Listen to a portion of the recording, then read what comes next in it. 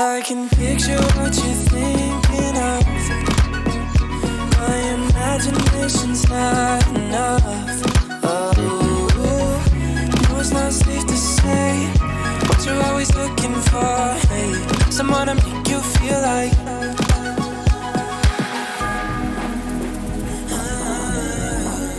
Don't wanna think of all the who's that you can pick and choose for.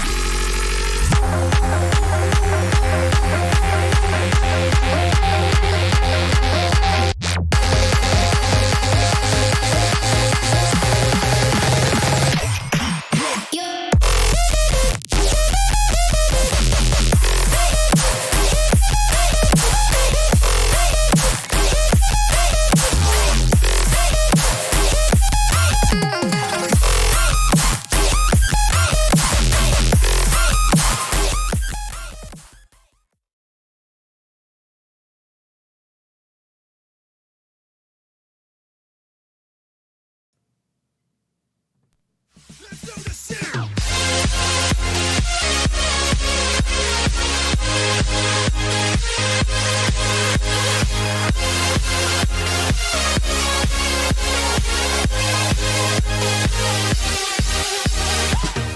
is up, LvLUp Nation, and welcome to the Thursday, November 19th edition of LvLUp Live, your home for gaming and esports news brought to you by OTN Media. My name is Fiasco. You can call me John. We're all friends here, and that gentleman just to the other side of your screen, he's the king of the courtside. He is the courtside king. You can call him Joey. I call him Joey every day. What's up, buddy? Dude, I am doing all right. It's been a bit of a rough week with these League of Legends free agency moves. Obviously, one of the big ones being Reckless leaving Fnatic. We don't 100% know where he's going to go yet, kind of.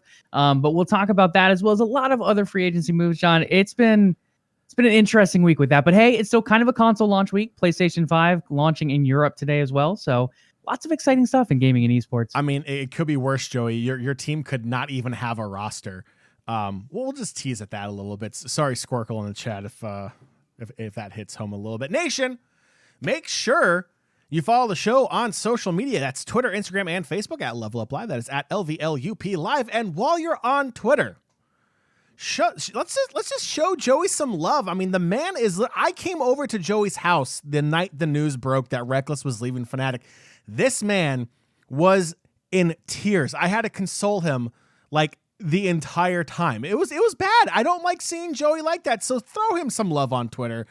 And why not throw me some love on Twitter also? You can find Joey at Courtside King, myself at Fiasco. You're watching here live on Twitch. Thank you so much for tuning in. You can find those handles below the mugshots you're currently staring at. And if you're listening to the podcast version of the show down the road, they'll be in the show notes for you below. Speaking of the podcast version, the show is available via podcast on the LvLUp Podcast, and it's available on Spotify, iTunes, Google Play, and Stitcher. And while you're listening, why not leave us a really awesome review? Feedback does go a long way, helping bring more content that you want to see here on LvLUp Live to the show, and also helps bring other people into the LvLUp family as well. So when you do have a moment, feel free to leave us a really cool review. We do appreciate your time doing it. All right, Joey, it's Thursday. Free agency has been an absolute nightmare for League of Legends. In a good way or a bad way, and a splashing some cash around here and there. But that's not the only thing we're talking about on today's episode. What else are we hitting on today on the Thursday edition of LvLUp Live? John, outside of all that roster news, we have a couple other things, some big investment stuff following up on Fnatic's investment that we talked about last week. NRG and their 20,000 square foot castle, we'll be diving into that head first. A little bit of news about the Call of Duty League, some good stuff, a lot of bad stuff about that as well. So diving into a little bit of the nitty gritty from the player side of that. And then from there, we're talking some new DLC in Minecraft. Age of Empires gets a battle royale mode and much more. All right, Joe, we have our topics, but that doesn't mean we can start the show yet. We have to prepare ourselves. We have to get ready, Joey. And of course, I'm talking about the thing that opens the floodgates. It is the drink of choice, Joey. So the beverage for you, sir, for the drink of choice segment on today, November 19th of 2020. As if I needed more alcohol after yesterday, I've decided to crack one more open. This is in honor, once again, of the PlayStation launch, this time for Europe. The Tokyo Smoke has made its return. I had one more of these to drink, so it is back celebrating PlayStation and their launch over in EU today, so super excited about that. All right, so I have props this time because I don't want to get flamed. So yes, this is a bottle, not of water. This is a bottle of lemonade, and it's not just lemonade. It's not your average, oh, Timmy's about to go to school, let me give him a bottle of lemonade. It is lemonade with Bacardi lemon floating all up in and around it. So it is the adult version of lemonade, because why not? We're talking video games and esports, my dude. So I have lemonade spiked with lemon rum. So I'm going to be feeling good today, Joey, and I cannot wait to talk about League of Legends free agency. But like you said, there's so many other things we're going to hit on before we take a deep dive into that. So, Joey, let's kick it off. Let's get right into gaming and esports news. Let's go. Absolutely, guys. So like John said, we have a lot to touch on when it comes to free agency. We're going to move that more to the end of the show, mainly because a lot of you don't follow League of Legends. I know a number of you live here in chat do, so we'll probably be covering quite a bit of that. But for those on the podcast, we're going to move it to the end so you can skip over that part if you're not into the League of Legends scene and the deep dive there. Moving into partnerships and investments to kick things off, Epic Games, they have acquired Hypersense, a company that develops real-time facial motion capture tools. John, I did link this one. We don't really have to pull it up. But it's kind of interesting. It's one of those things where as we move further into like AR technology and different type of imaging technologies, this is a big move forward for Epic Games. This could eventually be making their games a little bit better when it comes to the Unreal Engine. Now giving more capabilities of using this facial recognition. Could we eventually see this move into video games? Could we eventually see a game developed around this? Once again, I think Epic has made a lot of really good investments lately. Their little fight with Apple, maybe not an investment I would have made, but this one in particular, I think is a big win. Yeah, it looks really cool. Bringing one's emotion into a game is something that at least EA has dabbled with quite a bit, when you can kind of upload your own face into like a FIFA or a Madden or an NHL. That way your character can kind of look like you. It never does. It never looks like you when you upload your face. This is just that next thing where you can have the hyperface, if you will, where you can have like your real emotions there as well. I think it's really awesome. I think it's a great idea. Okay, low key, speaking of face technology, I did that for NBA 2K. Did you? My face looks hella similar. Really? Like, they did a really, really good job. The only big difference is that they gave me blonde hair. And I'm not really sure where that came from, but the face looks really similar. I was kind of scared, to be honest. Well, Joey, it probably worked because it's not EA. I'm just going to throw that out there. I'm just going to throw it out there because we all know EA doesn't advance on anything. They just copy and paste and put a different number on the cover. So, yeah. I'm kind of curious. I really want to see what your 2K player looks like now. Yeah, I can't pull it up right now. I don't have a capture card for this Xbox yet. But I'll take a picture, chat. I will find a picture and send it somewhere. And we will go ahead and take a look. But yeah, it does look pretty accurate. I was actually pretty impressed. Like I said, the hair is the big difference. It's kind of like I think I would call it a blonde. It looks like very light brown, dark blonde type of color, which is a little bit off because I'm definitely darker than that. But overall, the facial structure itself looks pretty darn good. I was pretty impressed. Squirkle says you look like a boomer. So I know, I saw that, and I thought about saying, "Hey, I'll take one of your players off your roster," but oh wait, there aren't any left. Have a roster. Oh my gosh! That hey, hurts. chat, what's up? So that happened. I really like this move, though. I think Epic is going to do good things with this. I don't know if it's going to translate to games like a Rocket League or a Fortnite necessarily, but I think it does help them build technology moving forward. In particular, I think Unreal Engine is really the big play here. When you look at Unreal 5 coming out, they're showing tons of new technologies, the ray tracing within it, the capabilities just in general with shaders are really promising. Now, if you have this motion capture coming in for faces, this is going to allow you to not only envelop what you already have growing in that environment area of Unreal Engine, but diving further into the actual character development and the way they can interact with faces, as well as potentially capture faces of players in different games that will come later on down in this generation. So super excited by this. I think it's a big win by Epic Games. So Hypersense going over to them in this acquisition. This next one, John, you're going to have to pull up for the stream, and I don't understand it at all. NRG has announced a new 20,000 square foot castle that they have built in the heart of LA. The purpose of it, in quotes, is built specifically for the creation of over-the-top gaming content. Ladies and gentlemen, whether you're listening on the podcast or live on chat, I can guarantee this is very over-the-top. Does it scream gaming or esports content creation to me? It does not. It kind of screams psychedelic or like, yeah. I'll let you guys judge for yourself. It's a little crazy looking over here. Go ahead, John. Go ahead and flash that. Giant if I had a drum roll, I'd play it for the reveal here. We don't encourage drug use or anything like that. We don't say you should try anything here, but I would imagine if I was tripping on some psychedelics, if you will, this is what I would see. This is fantastic. What in the world? It seriously looks like a Chuck E. Cheese playground with neon lights just on steroids or on drugs, one of the two. Keep scrolling down. It gets better. Oh, I don't want to scroll down. See, and this is what kills me. NRG has investors like Shaq, A-Rod, Jennifer Lopez, Jimmy Rollins, Tiesto. Like, give me a break here. Like, these are people that are supposedly have class, and this is what they came up with. And hold on, what was it here? I mean, have we seen the NRG logo? I mean, right there. It kind of blends in with the other tin foil on the sidewall to help protect the alien rays from coming into your brain there. So you have NRG there on the sidewall. It looks. Blake says Chucky Weeds. Yes, that's 100% accurate. I mean, for real, like, do you even see any computers around here? And like, where on earth does this scream gaming and esports in any way? Is this an Oval Office Smash Room?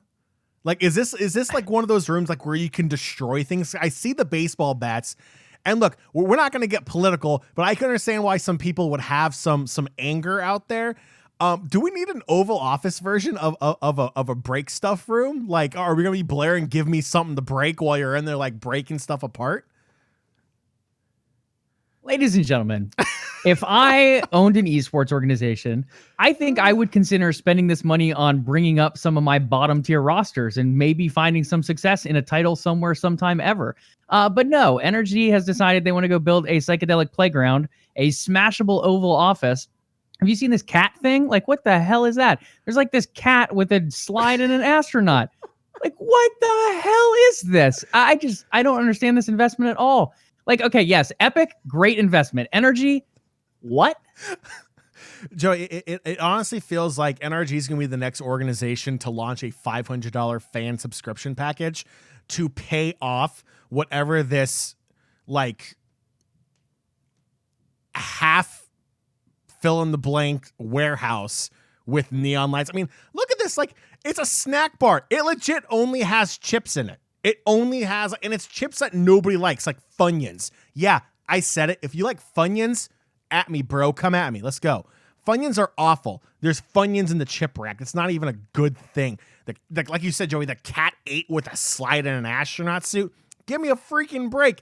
And what is this? Lazy boys in front of a big screen that says press. Like, this is such a waste of money. Like, when you take a look at what 100 Thieves did with their setup, what Cloud9 did, what Team Liquid and the Alienware Center did.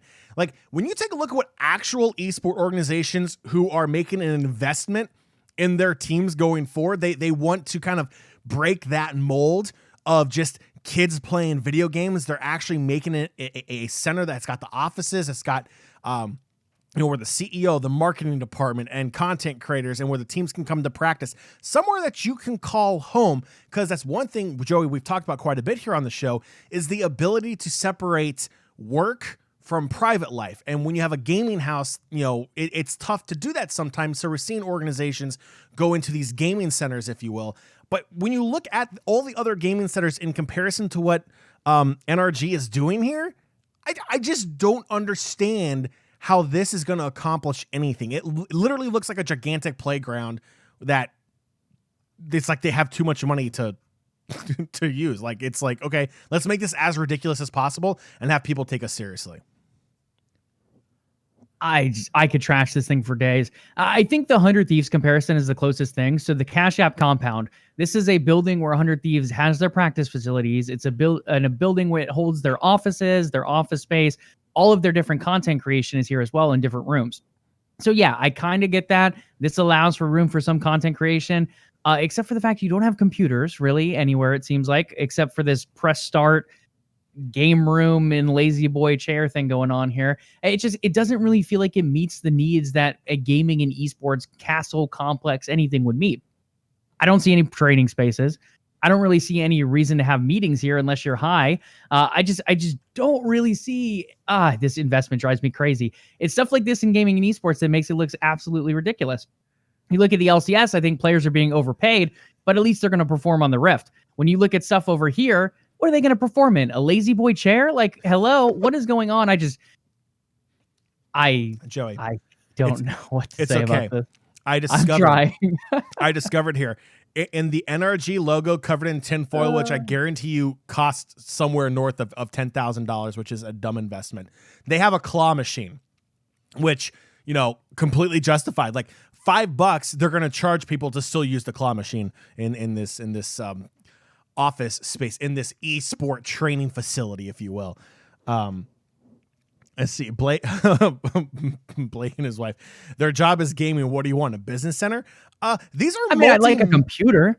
These are multi-million-dollar organizations with millions and millions of dollars of investors being funneled into them. Like, these are organizations that have the backing of Fortune 500 companies.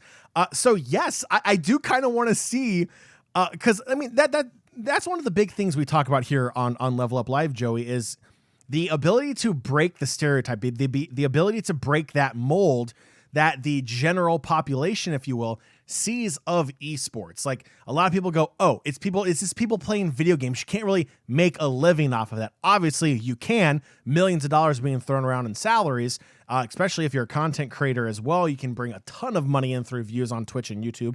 So there's a lot of things you can do in the esport and gaming world that is a legitimate career path, but you have to have some kind of business side of it to not only just justify your organization, but break through that stereotype to bring the average person, if you will, into the idea that esports and gaming is a legitimate path in one's life. So things like this just don't do it. They don't scream, this is NRG, this is an esports organization. We take our competition seriously. We take what we do seriously. This just screams we're an organization run by a bunch of 19-year-olds. No offense to 19-year-olds out there, which is pretty impressive still, but run by a bunch of 19-year-olds with too much money, with major sport athletes backing your company. To me, it just looks like a gigantic waste of money and could have been done better. Yeah, I mean, the big thing here is like NRG is not terrible. They've done some good things. If you look at their investors, they have some of the biggest name investors out there when it comes to like celebrities in music, movies, all the different entertainment areas of the industry. When you look at their teams, Overwatch League, the San Francisco Shock has done exceptionally well. They're owned by NRG. Now, when you look at some of their other teams, though, it almost feels like they use this claw machine to pick their players. Like, let's just throw this claw down there and see who comes out this time for this team. It doesn't feel like money should be spent in this way. I like the idea of them investing in content creation. Why not put that money toward a streamer? Why not make some kind of center for that streamer or throw different sponsorships toward that streamer? This, to me, is just not the answer. And it's a very expensive answer to not be that answer, in my humble opinion. So I'm not a big fan of this. I could probably go much deeper in slamming this thing, but we're going to let it stand for now. We're going to see how it builds out. And once we eventually start seeing that content dripped out of this particular castle, as they call it, we'll start to give a little bit more feedback on that as well. I'm just going to say this, Joey. I take everything back, all the criticism back. This is 100% completely fine because they have Time Crisis 3, the arcade shooter game. So I'm completely cool with that. It's a oh yes, the competitive esports scene for Time Crisis is just riveting. It's massive. Huge prize pools in that one for sure. Massive. And then after that, you get to go hang out in this astronaut chute next to this giant cat with the slide. And good job, NRG. You keep doing you over there. Following up on last week, an actual esports organization. Just kidding. NRG's great, guys. They need to look at some of the ways they spend their money. Fnatic's investment round opened up to great success today, pulling in 2,000 investors, over £1 million. We jump between pounds and dollars here, pounds, dollars. This one in particular, they pulled in over £1 million in the first 2 hours of launch. Super successful. Overall, they were looking to raise $1.3 million here, and they did end up pretty close to that within 2 hours of the official public launch, and that is approximately a 1% stake of the company overall. So again, something somewhat new in esports. I don't think Fnatic is the first one to do this, but they're the first one to do it in this way that I know of. A different team, Astralis, that many of you might know from CSGO, also in League of Legends, they own the Origin brand. They do go public, or they went public. I believe it's available to Denmark citizens, maybe somewhere outside of that. But I don't think it's purchasable here in the US. So they are completely public. They're 100% public owned. When it comes to Fnatic, this is a 1% share that they're allowing fans to buy into to become part owners in the organization. To get a little bit of a deeper look at what the books end up looking like, this is a top tier, top 5, arguably, esport organization worldwide. Are they making money? How are they making money? How does esports continue to develop, and allowing these fans to invest into them? I like this, Jon, overall. I think this is cool. Again, it's a small stake. It's only 1% that we're talking here, $1.3 million. It seems like quite a bit to us, but to a big organization, it's not a ton of money, especially when they dip into so many different esport titles. But overall, it allows fans to have a deeper way of going and connecting with a particular organization. I think I want to say the cheapest bid was like $20 or 20 euros, 20 pounds, something like that. So not super expensive to buy into, but it did allow for much higher investments if you did want to take those steps forward. And again, they hit about 1.3 million with 2,000 investors. So it breaks down accordingly. Some investors obviously much higher than others, some on the lower end, but overall they ended up getting 1.3 million out of 2,000 investors. Yeah, I mean, I guess the only downside is just the countries and the fans that weren't allowed to have the opportunity to have a $20 investment in Fnatic. Obviously, we touched on it last week. You know, laws in the U.S. don't allow American investors to invest into or at least through that method of investing, into a foreign, if you will, company like Fnatic. Fnatic is based out of Europe. I believe their headquarters are in London, if I'm correct. Yes, London. So yeah, I mean, I think that's one of the biggest downsides, because Fnatic does have a very large fan base here in the US, not just Joey. There's at least 2 other people other than Joey that like Fnatic. That's a pretty big fan base. So yeah, I just wish, not just for Joey's sake, but for all Fnatic fans here in the US, if, the laws weren't written the way they are for investment into foreign companies through this method Fnatic used, being that you have to be a multi-millionaire essentially to do it. I think it's a really big missed opportunity for fans here in the US to become a part of an organization that they can identify with, that they cheer for, that they invest in other ways, through merchandise, through watching, through supporting on social media and in person. I just feel like it's a missed opportunity, but that's not on Fnatic. That's on countries and their government and their laws when it comes to that. But otherwise, I think it's been a success. $1.3 million added into Fnatic, 1% of what their net worth is. That's a pretty big deal. And that's $1.3 million given to Fnatic. So, I mean, it's a win-win. Yeah, absolutely. And those countries, again, we mentioned it last week, it's the US, Canada, and Japan for some reason are the 3 countries, and it is based on this platform. They use Crowdcube was the name of the platform. So you have to be an accredited investor. Accredited investor overall, as Jon was kind of alluding to, is you have to have $1 million in net worth to be able to invest in that platform from one of those 3 countries. So overall, we didn't quite get in. Jon and I weren't able to make investments. We don't quite hit that $1 million threshold. We got a little ways to go on that one. But overall, a lot of Europeans were able to buy into this, possibly people from Asian countries as well. I believe they did see some investors from them. So overall, pretty successful, 2,000 investors buying in. Now you have 2,000 new part owners, co-owners, whatever you want to call them. And it does allow, again, 1% is not going to be a huge share, but now those investors get a deeper knowledge of their organization, what it's doing behind the scenes, maybe some special notices or discounts, who knows, but overall it's kind of a cool place to be in if you're one of them investors. Over to our other news section. This one's messy, guys. This is Call of Duty League. I've raised my concerns about Call of Duty League before. This is another one, this one coming directly from a player. OpTic Scump spoke out against Call of Duty League after being fined for playing Raid Shadow Legends during a sponsored stream. Okay, it's a sponsored stream, and he probably shouldn't be playing this, but there's a little bit more to this. So the stream occurred during the off season. So he is out of his particular team at the moment. He is on his off season. He's not in season. And on top of that, it was on his own Twitch channel. So this is something that he is running, something that he is managing, yet Call of Duty League has come in and ended up fining him for playing this game during this sponsored stream because he is a Call of Duty League player. So one of the big arguments he makes is when he was in the Call of Duty World League, they had no control over their channels. They could stream on Twitch, they could stream on YouTube, they could do whatever they wanted, but there was no real regulation from the league saying what could be done on their channel. Now with Call of Duty League, it almost feels like they own the channels because of all the regulations coming down. He went on to state that the league made them sign player contracts in front of officials without allowing players to run by their lawyers. And so, okay, this sounds super fishy.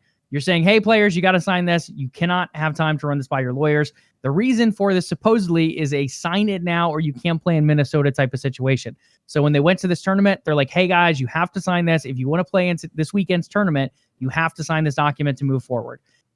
Super sketch. If you're me, I'm saying, hell no, am I signing this contract without reading through it and having a lawyer through it? If I'm being rushed through a contract, there's something fishy to begin with.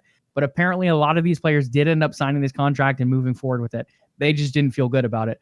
So this is another reason, and again, we talked about it a couple weeks ago, why player associations are such an important thing, how big of an impact they have in sports, and once again, where they really need to come in and have them in esports, because then you have fishy stuff like this going on where this guy, Scump, professional player, cannot do what he wants on his own Twitch stream, which to a degree is reasonable depending on the rules of the organization, but the league should only have certain control over that. Now, on the opposite side here with the contract thing, anytime you're forced to sign a contract in a sense, or pressure to sign a contract without allowing other people to look over it, is super fishy. If you're a player out there, and I know we have some esport players that listen to us, do not, under any circumstance, and we've mentioned this before with the whole FaZe Clan stuff, do not sign any contracts without having your parents, if you're younger, your lawyers, your guardians, whoever, look over the contract. Do not force yourself into the situation, because then you could get tied up in a much, much worse situation, is possibly what we're seeing here with some of these Call of Duty players. Yeah, you took the words right out of my mouth. This reeks of Tfue versus FaZe Clan all over again. The fact that a contract was entered into without a good understanding of what the contract is, whether you didn't read it, you didn't have time to read it, regardless, you signed a legal contract. You know, Joey, like, we both deal with contracts in our big boy jobs constantly. I don't know about you, but I read through every contract. If there's a discrepancy, I send it back and I won't read any further until that one's fixed. It's plain as simple. If you have access to a lawyer, have a lawyer look at it. If you're too young to have a lawyer and you have parents, have your parents look at it. There's nothing wrong with this. But for the love of God, Joey, you are 100% correct. This is the reason why we need to have player unions. We need to have player representation. We need to have someone to protect the players. This honestly is not that big of a deal. It's only a big deal because it was a part of a contract that was rushed through, that somebody signed without reading, without having a second pair of eyes, a third pair of eyes go through it. And this is what happens. There are stupid things like this.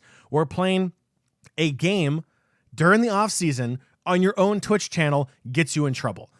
It's ridiculous, but this is the reason why you need to have representation. It feels like every other week, Joey, there's another great example as to why there needs to be a player association in esports. There needs to be something to protect the players, because otherwise you're going to have organizations take advantage of the players like this, kind of restricting what they can and can't do, even in the off season, even on their own personal channel, where they're building their own personal brand. In reality, let's be real here. How many fans follow specific players? And if that player gets signed to an organization, what happens for that organization? There's an influx of fans to that organization. That's an influx of merchandise. That's an influx in views. That's an influx in everything. That is a good thing. You want your players to be building their own brand, because that's going to bring more people to your brand. Contracts like this prevent that from happening. It's absolutely stupid. Players, please take it seriously. Get a player union, get a player association. Protect yourself. Get a lawyer. Read through these contracts. Don't sign anything without reading. Absolutely, guys. And just to mention, like, this is not every league. There are plenty of leagues that do things very well. And again, we don't know what was in the contract. So Call of Duty League, it might not be that big of a situation, as Jon was saying as well. The bigger situation is that someone was forced into signing a contract. That is no bueno, not allowed in any way. They definitely need to have that looked at. And again, you mentioned the Tfue situation as well. That's another one, guys. Even if you're signing just with an organization, and the organization may not have any bad inclinations at all with it, you still need to look over those contracts. Just because you're 16, you see 6 digits or whatever on this piece of paper, does not mean sign away immediately. Make sure you look at your rights. Make sure you have someone review it with you, not just a friend. Have a parent, a guardian. Again, there's a lot of young esport players out there. I know some of them listen to the podcast. Please, if you're talking to organizations, make sure to look over this stuff. Make sure to be calm, collected when you do it as well. So good stuff there overall. Again, Call of Duty League, a little bit of a mess up overall, but I think this is a big thing to come forward now as opposed to later. Now maybe we see them start organizing player unions. I believe there's a meeting in September about a possible one as well for Call of Duty League. So hopefully, eventually, we do start seeing more of that come forward. I think a salary cap is another thing. When you look at LCS, I would argue with League of Legends in North America, they're very much overspending, and I think a players union or players association coming in could be a big benefit there as well to kind of keep the esports bubble from popping a little bit there. And I'm sure we'll dive into this more next week, Jon, as this breaks down a little bit more and as we see if Scump gets fined again for coming out and talking about this from the Call of Duty League with all the stuff going on at Activision. So we will dive more into that soon, ladies and gentlemen. Minecraft has got a new Star Wars DLC. I know we got some Star Wars fans in chat tonight. In one of the biggest game mashups to date. The pack includes A New Hope, The Empire Strikes Back, Return of the Jedi, and, ladies and gentlemen, The Mandalorian. You got some Baby Yoda action. You got some Mandalorian action. Some cool characters coming in from that as well. We have 12 iconic planets, 36 character skins, and a number of featured vehicles and more. Jon, I do have a little YouTube video if you want to go ahead and pull that one up for our live audience here. It's just kind of a cool little look. I mean, Minecraft being one of the most popular games out there, arguably a top 2 most popular game. Now you're mixing that with Star Wars, a very famous franchise, that original trilogy, bringing in stuff from The Mandalorian that's hot and new right now. This looks pretty cool. As someone who doesn't really dive into Minecraft, this is pretty awesome looking.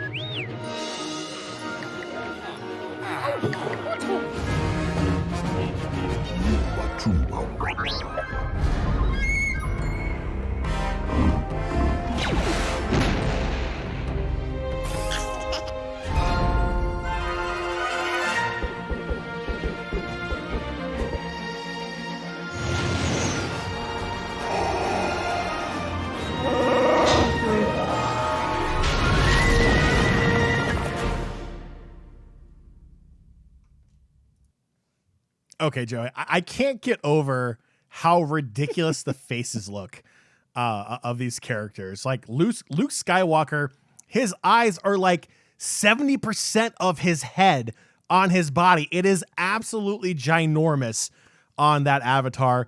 Other than that, I think it looks great. Obviously, there are some very iconic moments that we got to see there in that trailer for Minecraft Star Wars. Pretty much a 30-second digestion of season 1, episode 1 of The Mandalorian occurred. Baby Yoda, even in Minecraft, or pardon me, the child, if you will, in Minecraft, still stinking cute in Minecraft version as well. You can even have that little laugh giggle he does, if you will. I think this looks great. It's not going to get me to play Minecraft, but I'd probably watch more of it. I think it's great. In Star Wars, let's be real here. Star Wars rules the world. And I'm here for it. Yeah, absolutely. It's definitely not going to get me to download it as well, but it's definitely something to look into, to watch potentially. And I think one of the bigger stories here, John, is, at least to my knowledge, Star Wars now giving a license for their content in gaming outside of EA. Minecraft, owned by Microsoft, now coming in here. Again, it's similar to what we're seeing in certain other games, but you look at EA, I mean, they have Squadrons, they have The Last Jedi, Lego Star Wars falls under them. There's a lot of different stuff that falls under their agenda and their license. Now Minecraft getting a little bit of that pie as well. So I'm curious if we eventually see something else from Microsoft coming out. But overall, again, 36 character skins, 12 iconic planets, all of that for you to craft, create, and do your own adventures there in Minecraft. I just can't get over Baby Yoda right there. It's adorable, isn't it? Even in block form. It's so stinking cute. I hate it. I hate it so much. I love it. I absolutely love it. Absolutely love it. One more bit of Star Wars news, guys. Star Wars Squadrons, you know, that game that launched for $30-$40 a little while ago. And then they said, hey, this game that feels like it should get some content month to month. Well, we're not going to give it any new content. We just don't feel any reason. It's a complete game, even though it doesn't feel like one.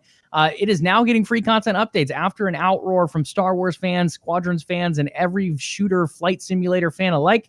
They have said, okay, we've heard your cries. We're going to give you some content that's a little bit more than just a dashboard or a little new paint job here and there. We're actually getting some full-fledged content. The first update is going to include a new multiplayer map, Foster Haven, along with bug fixes and some new components that will combine with some of these ships as well. And then the second update coming in December will add 2 new starfighters into the mix, a B-Wing and a TIE Defender, plus custom matches as well. So if you guys are out there wanting to organize tournaments or jump into tournaments, that will now be an option too, with custom matches coming. This to me, John, it's just a little bit. It's not a huge give from EA, but at the same point, it is, I hope, the possibility of more to come, because now we have 2 more fighters coming in. We have a new map coming in. I think custom matches is huge for the community. I would love to see some other stuff like Slave 1, Boba Fett and Jango Fett ship, I think would be cool. Gosh, what's the name of the ship in The Mandalorian? I can't even think of it now. Do you remember it? I do not. Not off the top of my You're head. about to Google it. Anyway, another cool iconic ship there just recently being a big thing with The Mandalorian. There's a number of other really cool bounty hunter ships out there, Empire ships out there. So I think there's a lot of potential here if they keep adding in. And again, I think maps as well. I love the idea of the space maps, and I think that's great and all, but I would love some like planet maps as well. Like maybe just in the atmosphere of a planet where you can see underneath, or maybe you can go down to a certain limit, but you can't go down to like into the city. I don't know. I think something different that's not just an asteroid field would be cool, and I hope that eventually comes as well. So if my Googling is correct, it looks like it is a Razor Crest. Razor Crest. Yeah, I think that's right. Yes. So guys, Razor Crest. B-Wing, TIE Fighter, and possibly a Razor Crest, maybe coming in the future. Maybe a little Baby Yoda on the dashboard, or the child on the dashboard. Can you imagine that thing with a little bobbly head? Oh, it'd be adorable. But yeah, so some cool stuff coming there. Spoiler alert. If you haven't seen episode 2 of season 2 of The Mandalorian, mute the stream. I'll give you 3 seconds. Okay, if you're still listening, you deserve it. I need, if the Razor Crest comes to the game, I need an in-cockpit view of Baby Yoda going in and eating the eggs out of that container like deviled eggs on Thanksgiving. Just popping one after another, just feed Baby Yoda. You'd never have that problem. I need to see that in game, and then maybe I might come back.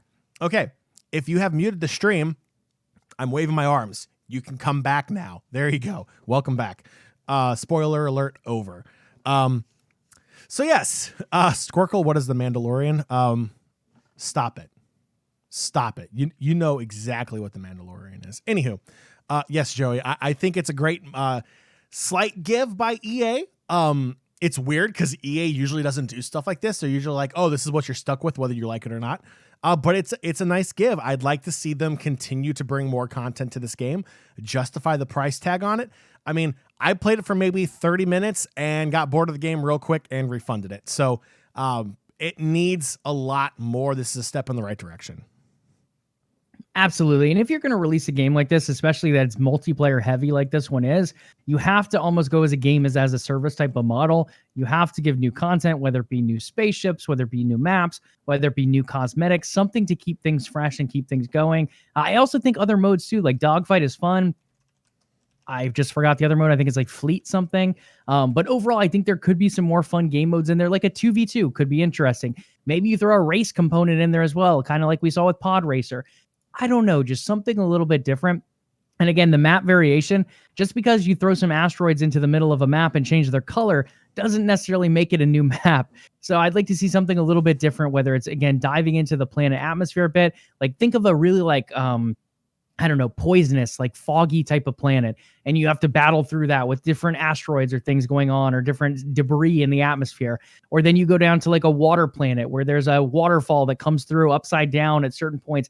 My fantasies are going crazy right now. But just, I think there's tons of possibilities. Like Star Wars is just such a vast universe, and it's really not that hard to add planets in here and there. They could totally get creative with it.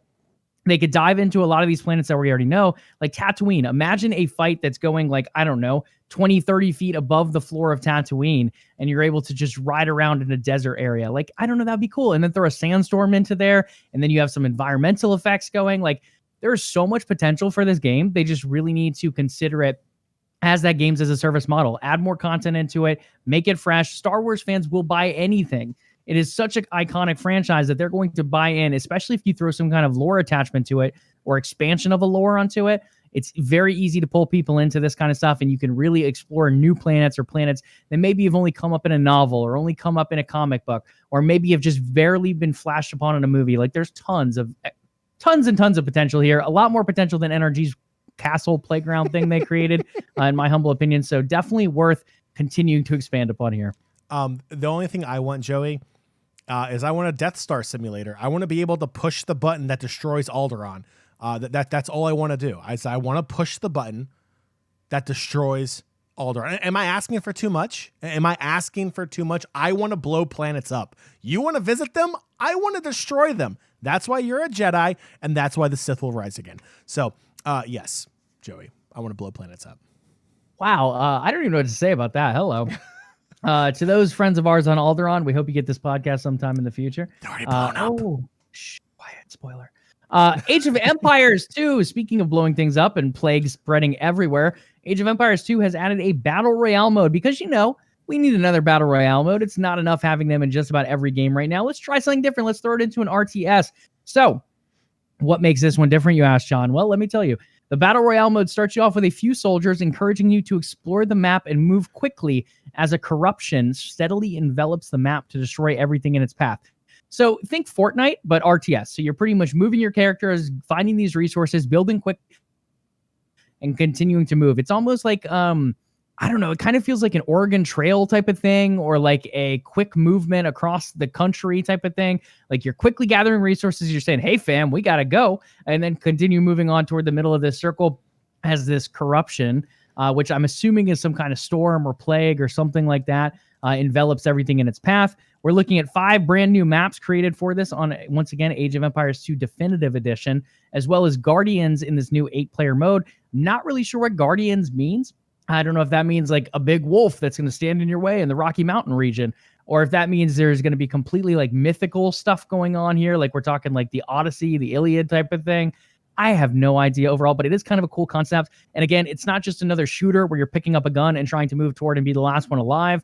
There are a lot of those out there. This one does bring a little bit of a different perspective with it being in an RTS setup. So it doesn't feel totally different from what I would expect from a StarCraft or an Age of Empires. But at the same point, it does seem to speed up gameplay with a lot of those games going plenty of turns, as it can even end in world peace with nothing happening for years on end. So this will really speed up the gameplay as the Black Death or something comes around toward you. Or COVID, if we want to, Yeah, the new IRL. Age of Empires, current day COVID surrounds the planet. I don't know. This is interesting to me, though. Like, I don't know if this is something to make me go out there and get Age of Empires, but I do at least like the idea of it being a fresh take on the Battle Royale genre that's kind of grown a little bit stale here and there. Yeah, I would. They need to find a different term for it. If it's going to be an RTS version of a Battle Royale, there needs to be a different name for it, just because as soon as you say Battle Royale, there's this stigma that's automatically plastered all over your game before anybody plays it. And I think you hit on a great point. The genre is saturated beyond all belief. There was was it like Black Sails or something like that? That there was a pirate battle royale that came out, and I guarantee you, you'll see something like that in Sea of Thieves. You see a lot of content creators already doing battle royale style competitions on private servers they have access to in Sea of Thieves.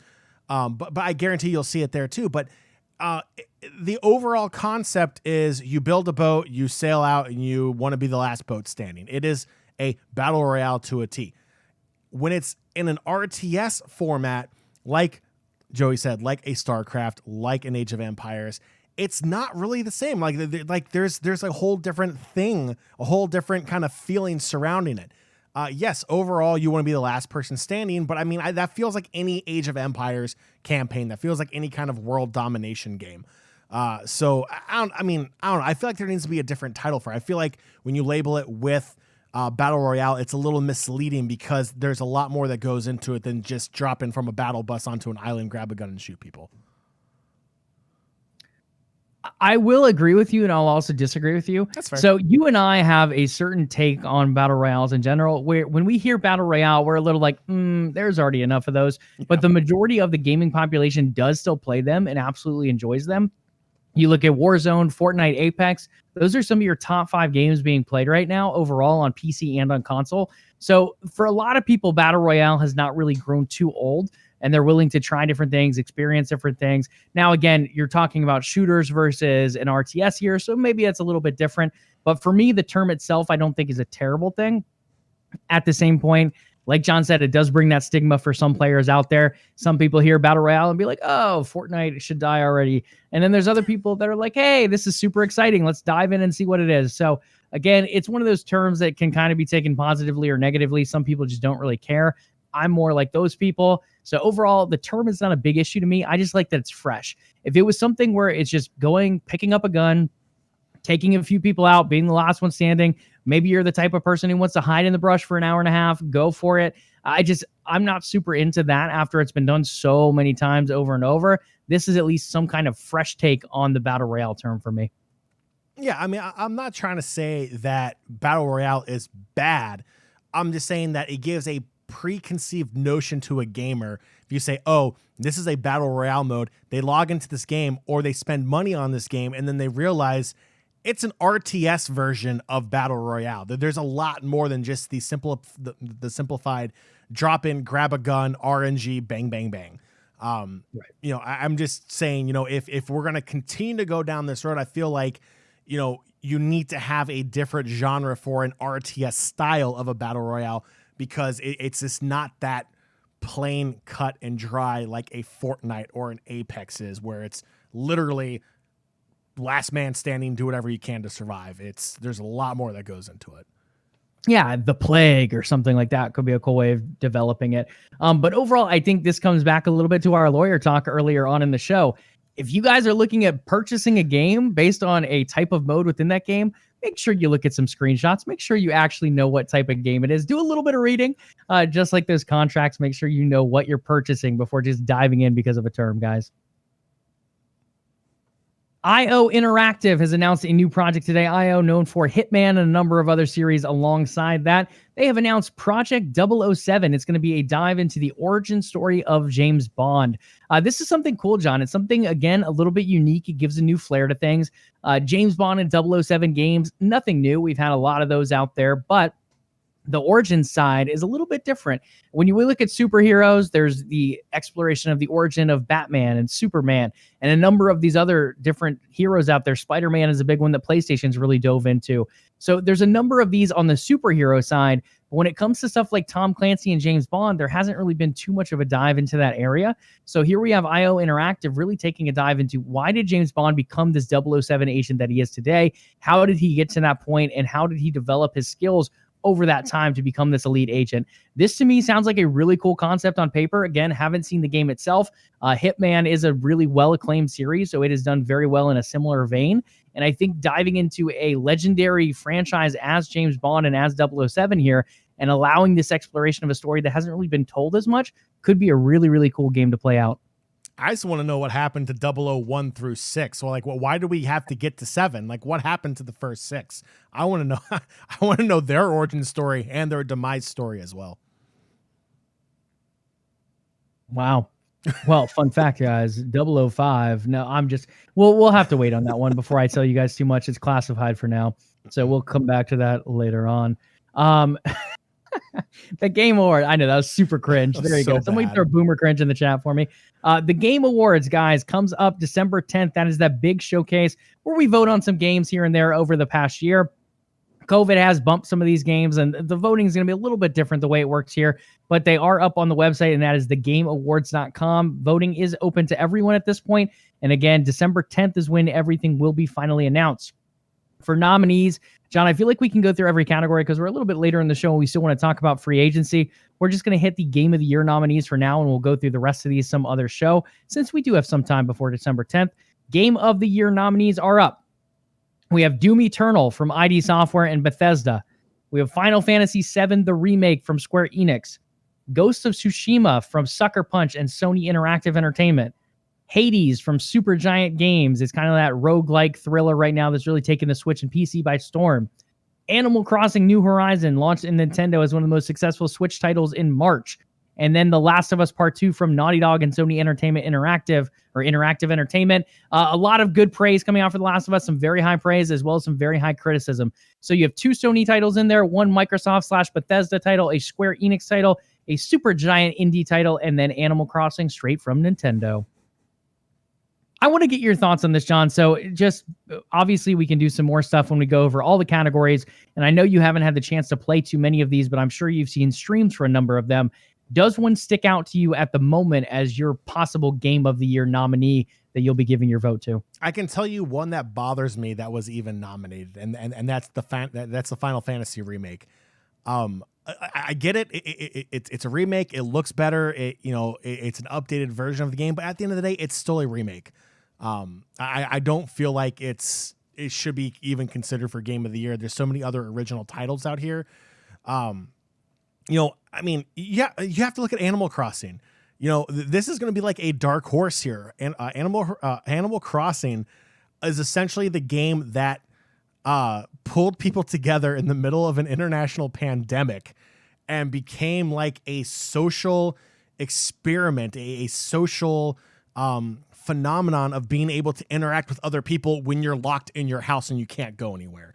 I feel like the cultural impact that it had in the world was absolutely massive. The Switch is pretty much sold out no matter where you go, and Animal Crossing was one of the must-have games that you had to have on your Switch, and as a way you could still interact with your friends, still play games. If you're not a PC gamer, if you're not a console gamer, you could do it in Animal Crossing. I mean, Joey, one of my favorite musical artists, Mike Shinoda, in his weekly streams has 1 or 2 days dedicated to playing Animal Crossing. This is a Grammy award-winning musician on Twitch, Joey, playing Animal Crossing.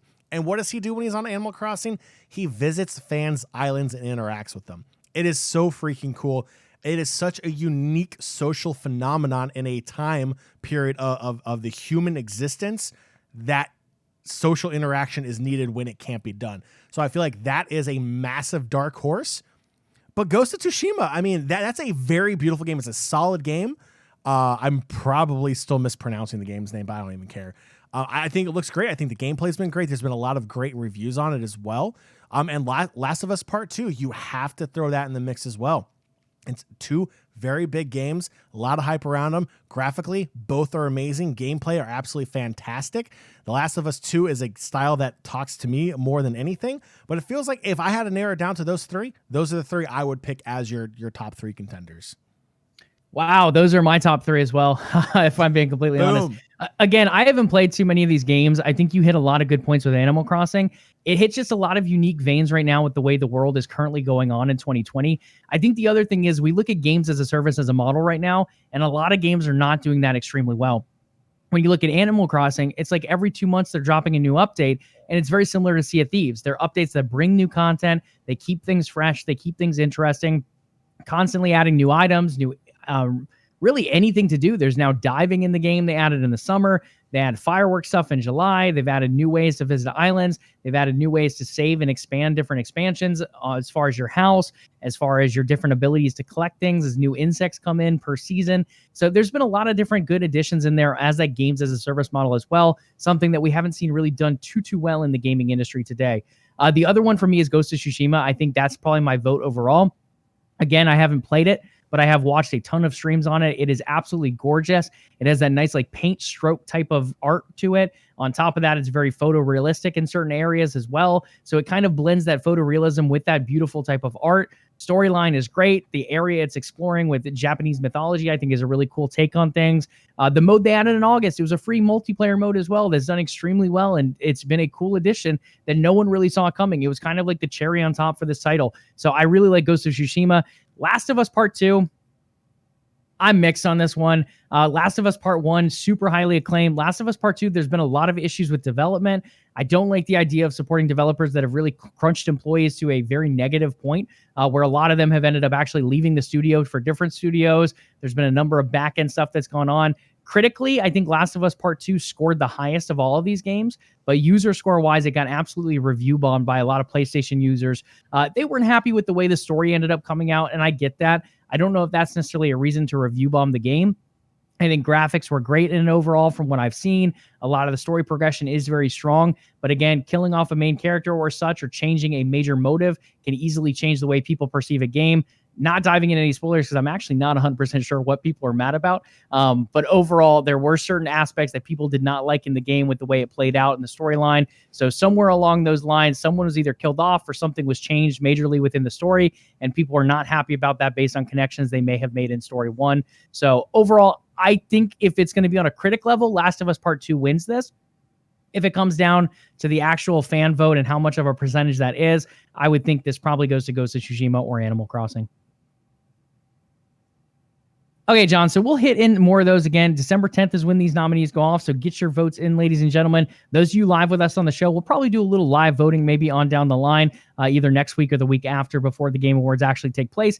And also, guys, I can tell you this. There's going to be a number of different trailers shown at the Game Awards. I'm not going to dive too much into what they will be, but there's going to be a number of new reveals from a number of big studios throughout the world. I think you might see Elden Ring. I've heard rumors of that one in particular. I know you're going to see a new Xbox title, at least one new Xbox title, and I believe one new Sony title as well. So some really cool stuff will be coming out there, and maybe a new Nintendo one. That one's just been a little bit of whispers. Not sure on that one yet, but there will be some cool reveals at the Game Awards this year. From there, John, let's just dive briefly into free agency. We're heading toward the end of the show here as we got about 10 minutes or so left, and then we'll dive into some of the big moves, and then we can break down some of these rosters a bit deeper next week or the week following. As a lot of them still aren't necessarily signed, we do have, I'm going to call it a pretty secure reason to believe, based on my sources, based on Jacob Wolf announcing a lot of these as well. It feels like we've dove in and really secured a number of these rosters. If you want to pull up the spreadsheet, you can, John. This is kind of my like working. Oh, no, there it is. Okay. Just found it. Sorry. So this was my like working spreadsheet as I was trying to talk to different contacts and work out what the rosters were going to look like. It's pretty accurate at this point. I did not go back and change a couple of these yet. LvLUp is actually a question mark at TSM now. Fun fact. I can go ahead and change that on here. LvLUp staying with TSM supposedly is going to revolve around their legendary support that they're trying to bring in. He has come out and said to TSM, hey guys, I will keep playing for you if you pull over one of the best Asian supports in the world right now.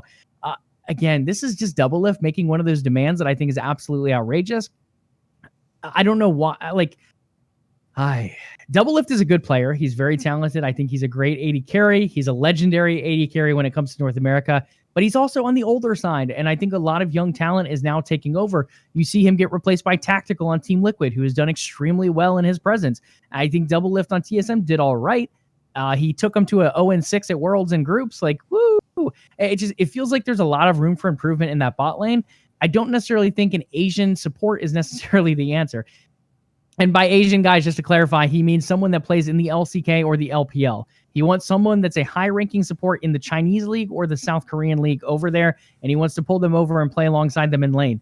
My issue with that also comes with the language barrier. If it's a support necessarily that can't speak English that well, then you end up with a potential language barrier where maybe he wants to go in and LvLUp doesn't want to go in, or vice versa. And there can be some communication issues that take some time to iron out over there.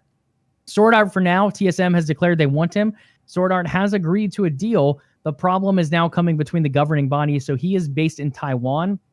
And then you have the U.S. over here. As many of you know, based on global politics, the U.S. and China, the U.S. and Taiwan, we're not doing too great with too many Asian countries right now, based on a lot of the tariffs and different things back and forth between the two. So there is some talk between those governments to find out if this deal will go through. If the deal goes through, TSM is going to be spending a ton of money, one of the biggest money transfers in all of League of Legends, and he will be making his way to TSM, and LvLUp will stay on board. If they do not get Sword Art or a Asian-based support, LvLUp may end up moving on from TSM as well. What team is he going to go to? Golden Guardians? I hear they need players. I think this is such a drama queen thing to do, to be honest. Like, I get it, legendary AD carry, but like, come on, dude. He's a legendary AD carry in the LCS and only the LCS. Like, he doesn't show up at international competitions. He's terrible at Worlds. He may have a game or two where he pops off, but the problem is a game or two is not good enough to make it out of groups. Or if you're TSM in this past Worlds, you don't win a single game and you go 0-6 as a number one seed coming out of a major region like the LCS. So anywho, there's a lot of things that TSM needs to do. Obviously, the big news for TSM also is the retirement of Bjergsen. That definitely makes things a little tricky. You have PoE coming in to fill in the mid lane role for TSM as well.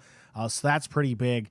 But obviously, you know, Joey, we joke about it all the time about how North America loves to splash cash.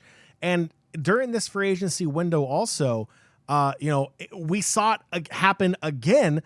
And it just so happens, you know, there's so many different memes you can throw at this, but, you know, Perks coming over from G2 to Cloud9, G2 wanting a $5 million buyout. Whether Cloud9 paid it or not, we don't know, but based upon their $500 fan subscription, I'm going to go ahead and say they did pay $5 million for Perks. His contract has got to be worth a couple $1 million to $3 million as well. You know, that is an absolutely massive signing for Cloud9. That really solidifies Cloud9 in the mid and bot lane. Blabber is still, you know, he will develop into a good jungle. He still needs time. The biggest question mark now for Cloud9 is going to be Fudge coming over from the Oceania region with their new grandfather rule of including that in the LCS residency program.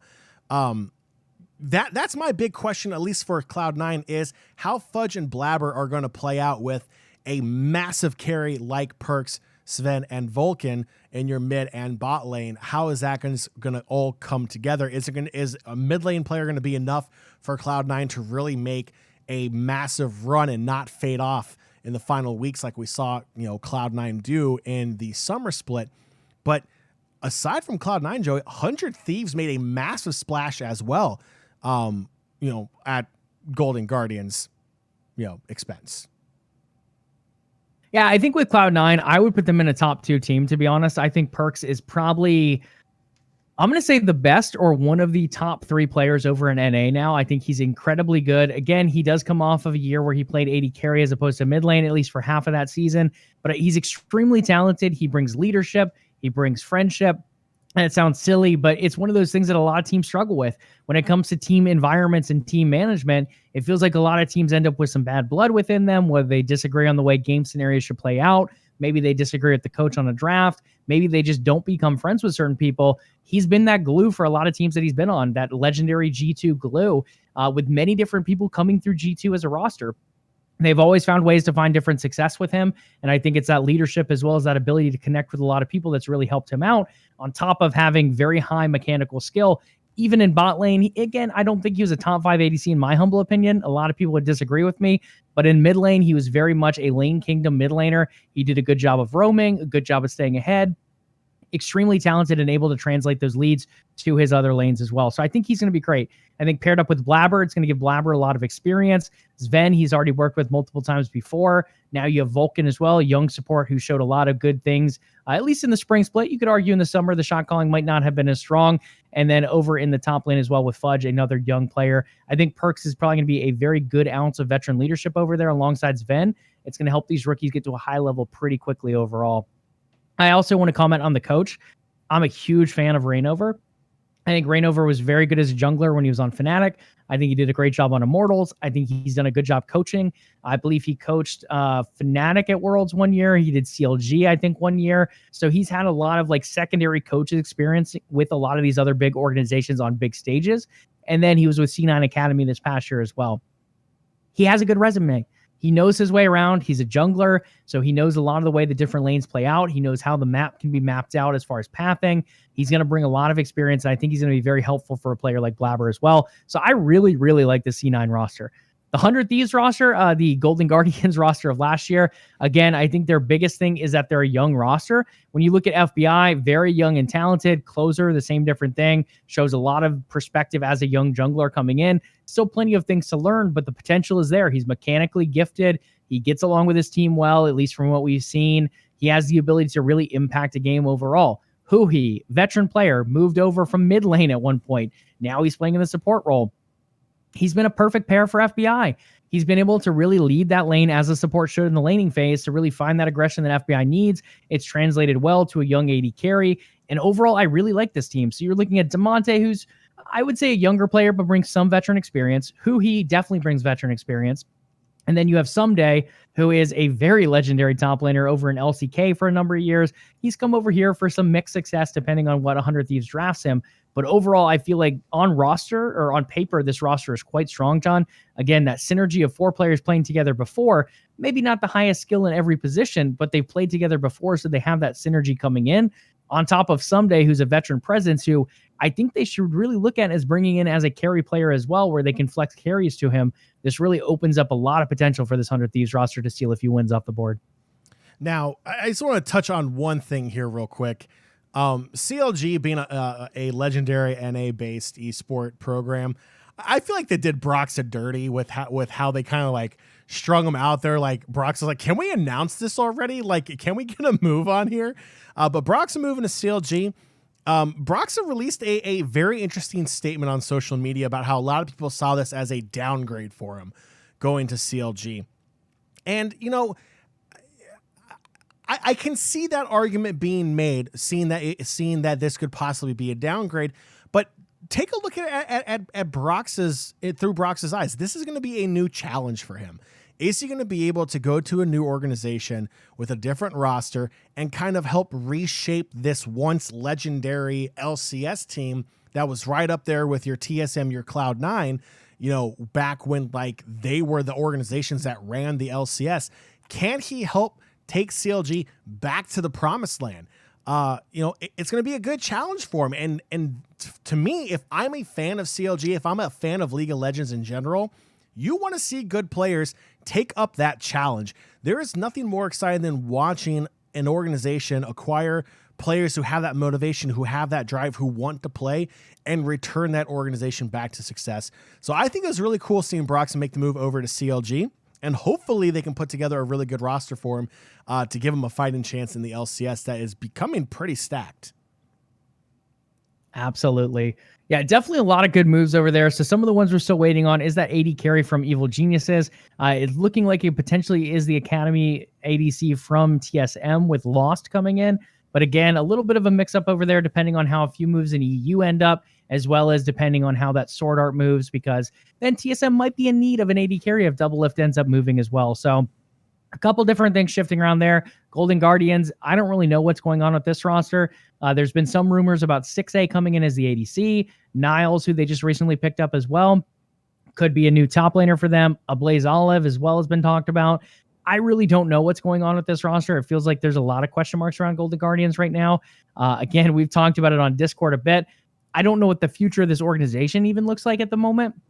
So with them selling off a number of young players, a number of really high presence players after a pretty decent summer split overall, I would argue, taking down TSM at one point, I think there was a lot of potential with that roster. Now it's completely gone. Do they start and rebuild from here? Do they look at veterans to become kind of a play now type of organization? Do they go back in and dive back into the rookie pool and try to bring up another set of young talent? I really don't know. So there's a lot of different things jumping around on that. I think we probably won't know this week. I would assume next week or the week after is when maybe we start getting some more of those answers coming out from the side of Golden Guardians. The other one in NA is Dignitas. I really don't know too much of what's happening over there. I've heard a number of rumors about them as well. I think it's going to be Haunter and Darduck as your top and jungle. I think Aframu is going to stay as support. As far as some of the other positions, though, we're not really sure. There's been talk of Nemesis possibly coming over as a mid laner, former Fnatic mid laner. The ADC, there's been talk of keeping Johnson. There's also been talk of having Crown Shot come over from the LEC, being someone who's worked with Nemesis before at Mad Lions. Maybe they come over and repair up as the mid and ADC over here in Dignitas. Again, a lot of different questions. The import slots are available overall, but does Dignitas want to spend that money after already getting burned, spending a lot of money on Huni in years previous? Really not 100% sure on that roster as of yet. John, again, we can dive more into these later on, but I think the last one we have to hit is Reckless, because that one is going to end up waterfalling into a lot of different other moves. We don't know where he's signing technically yet. We can pretty safely say it's going to be G2 Esports.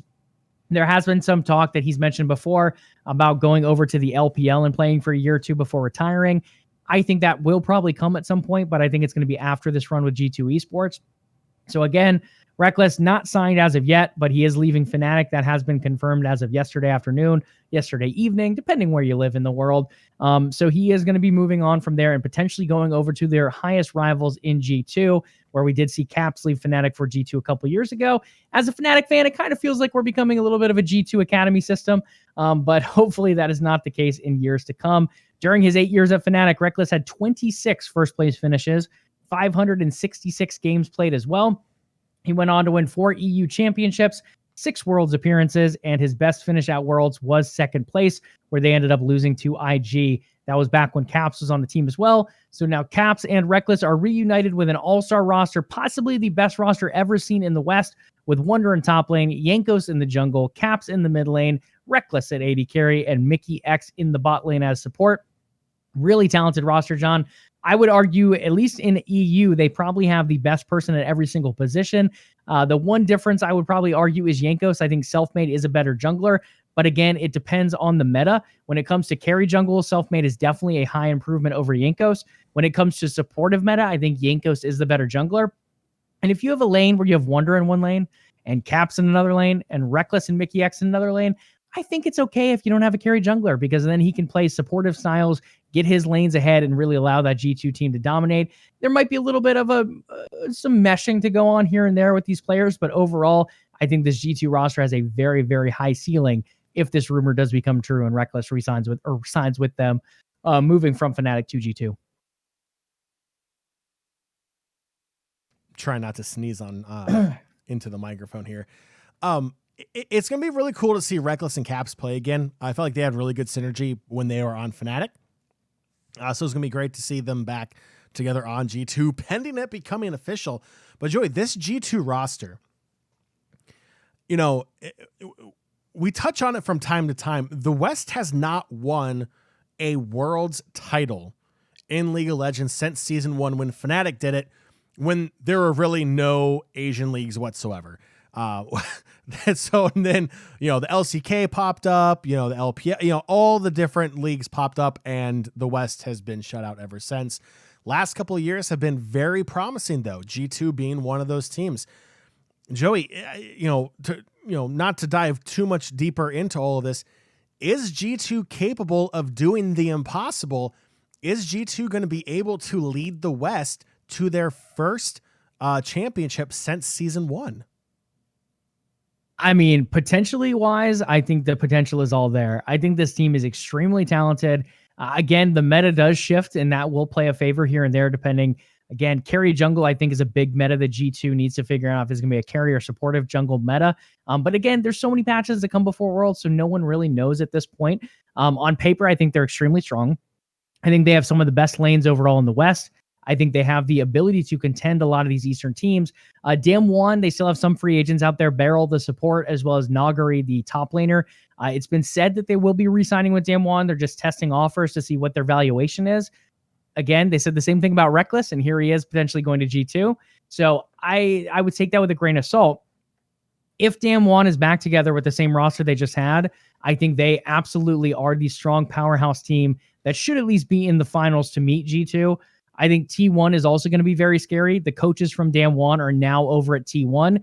And then over at Damwon, they have the legendary coach Koma from the good glory days of T1 moving over there. So those two teams should be extremely potent. And then, whatever we're going to see come from China as well is probably going to be very strong as well, whether it be the IGs coming back, the Fun Plus Phoenixes. There's a number of very talented Chinese teams as well. I think G2 has the potential to be on their level. I think they will be a top 8 team. I think they'll be a top 4 team. But again, it's going to come down a little bit to that meta and what ends up pushing them over and being able to match up with some of these teams if these Damwon free agents resign, for example. So yes, potentially, I think they have a very good shot at it. But there are some factors still to weigh out as well. Okay, my throat is dying over here in case you guys can't tell. So let's go ahead and wrap up there. We'll jump more into this free agency again as things do get more clarified, as some more of these moves are official. Again, we're still waiting on G2 to really tell us Reckless is going there, Perks as well to C9. There's been a lot of memes and dreams going back and forth, and we're pretty confident these moves are happening, but there has not been pen to paper, or at least that has been announced as of yet. So we'll have a little bit more to talk about on these probably next week, and we're excited to dive more into those. But for now, guys, PlayStation launched in EU. The Xbox is out as well. Lots of great games coming in. Thanksgiving is coming up next week, and we also have an exciting guest on Monday's episode. John, who are we having on Monday? So, guys, make sure, LvLUp Nation, you tune in on Monday. We are going to be joined by the Season 3 NBA 2K League champion head coach, Pat Crossan of WizDG, Wizards District Gaming, right here in our own backyard in Washington, D.C. He'll be joining us live to kind of talk about that miracle run. I'm not going to really call it a miracle. They had a stacked roster. I mean, they were pretty much a favorite going into it. But they had to take down some pretty big Goliaths, if you will, on the way. And then plus, the off seasons here in the NBA 2K League, they're about to go into a draft. They're making some roster moves as well. And Joey, USA Basketball is diving into esports, and Pat Crossan had a direct hand in that as well. So there's going to be a ton of topics that we're going to talk about and hang out with.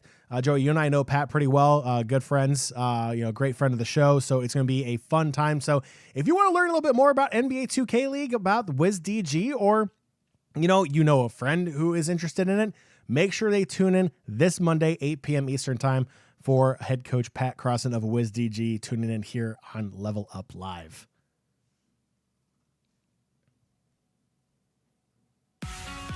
Nation, that is going to do it for this episode of LvLUp Live. But before you go, head on over to patreon.com/OTN and consider becoming a part of the Overtime Network.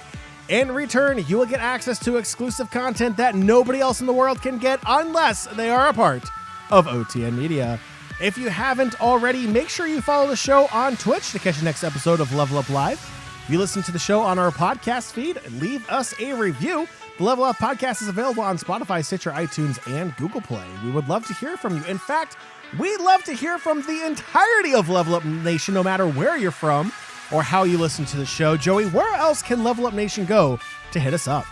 LvLUp Nation, head on over to Twitter and find us at LvLUp Live. That is LvLUp Live. In addition to that, you can follow OTN Media, the umbrella company, on Twitter and Facebook as well, at OTN Media, and on Instagram at OTN_media. Last but not least, hit us up with a follow, maybe a Twitch Prime sub as well on Twitch. You can find us at twitch.tv/OTN Media. Last but not least, thank you for listening. LvLUp back again on Monday with our special guest, 8 p.m. Eastern Time. All right, make sure you tune in this Monday, November 23rd, as we cover the latest and greatest in gaming and esports news. Do your ears a favor, hit that subscribe button and follow button here on Twitch to know when the next episode of LvLUp Live is ready for your viewing pleasure. We'll catch you all on Monday. Have a great weekend. Remember, be nice to your fellow gamers online, and as always, LvLUp.